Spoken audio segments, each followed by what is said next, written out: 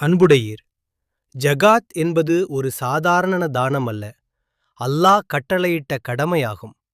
திருக்குரானில் அல்லாஹ் தெளிவாக கூறுகிறார், ஜகாத் 8 வகை மனிதர்களுக்கே வழங்கப்பட வேண்டும். நாம் உண்மையில் சரியானவர்களுக்கு ஜகாத் வழங்குகிறோமா என்பது பற்றி இந்த வீடியோவில் பார்ப்போம். வாருங்கள். ஜகாத் பெற தகுதியான 8 பிரிவினர். 1.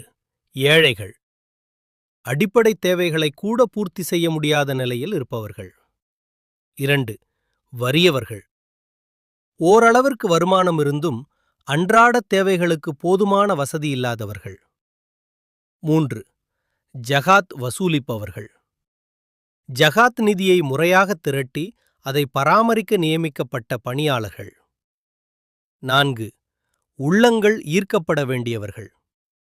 புதிதாக இஸ்லாத்தை ஏற்றவர்கள் அல்லது இஸ்லாத்தின் பால் ஈர்க்கப்பட வேண்டியவர்களின் மனதை நிலைப்படுத்த.